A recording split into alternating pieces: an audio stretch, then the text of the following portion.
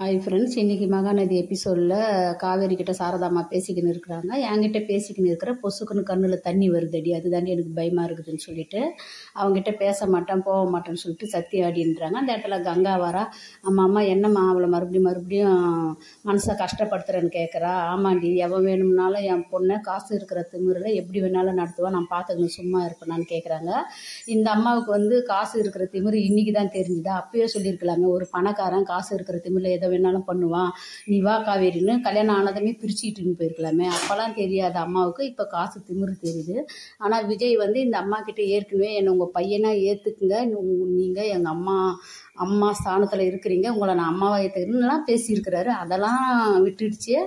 ஆனால் இந்த கான்ட்ராக்ட் மேரேஜை மட்டும் பேசிக்கின்னு ஒருத்தவங்க கேரக்டரை இவ்வளோ டேமேஜ் பண்ணுது.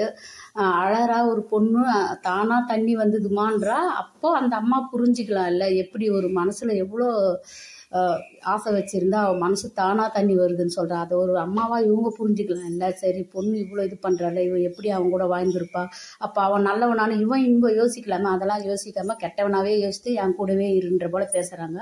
இது ஒரு அம்மாவுக்கு சரி கிடையாது. இங்கே குமரனுக்கு ஸ்டேஜில் நடிக்க சொல்கிறாங்க, நடிக்கிறாரு. அந்த இடத்துல அவரும் பேசுகிறாரு, அப்பா இல்லாத இடத்துல நான் ஒரு மூத்த பிள்ளையாக இருக்க ஆசைப்பட்றேன்னு சொல்லிட்டு, மூத்த பிள்ளையாக இருங்க, அது நல்ல விஷயம் தான் குமரன். அதே டைமில் உங்களை போல் இன்னொருத்தவங்க வாடி நிற்கிறாங்க, அவங்களுக்கு சப்போர்ட் ஆயிருங்க, அவங்களையும் புரிஞ்சுக்குங்க, அதுதான் நல்லது. வெண்ணிலா சீனியும் காட்டினாங்க. வெண்ணிலா ஒரு கிஃப்ட்டை வச்சுன்னு இது நான் கொடுத்த கிஃப்ட்டு தானேன்னு விஜய் கிட்டே கேட்குறா. ஆமான்றாரு. அப்போது நீங்கள் கொடுத்த கிஃப்டெல்லாம் நான் பத்திரம் பண்ணியிருந்தேனே எங்கன்னு சொல்லிட்டு கேட்குறா. அது தெரியல, உங்கள் அப்பா அம்மாலாம் எங்கன்னு அவர் விசாரிக்கிறாரு. அப்போ மழக்கம் வந்தது, நர்ஸ் கூட்டிகிட்டு போயிடுறாங்க. அந்த இடத்துல தாத்தா என்ன பண்ண போகிறேன் எங்கே போகிறேன்னா, காவேரிக்கு அவள் மட்டும்தான் என் லைஃப்லன்னு புரிய வைக்க போகிறேன் தாத்தா, நான் ஆஃபீஸில் பேசினேன்னு விஷயத்த சொல்கிறாரு. சரி, இவளை என்ன பண்ண போகிறேன்னு கேட்குறாரு. வெண்ணிலா சரியானதான் அவளே வேலைக்கு போயிடுவா, அவளுக்கும் நான் புரிய வைப்பேன் தாத்தான்றாரு. சீக்கிரம் புரிய வைங்க விஜய், இல்லைன்னா உங்கள் வாழ்க்கை தான் வேஸ்ட் ஆகிடும். அடுத்தது எபிசோடில் என்ன நடக்குதுன்னு பார்த்து தெரிஞ்சுக்கலாம். பாய் பாய்.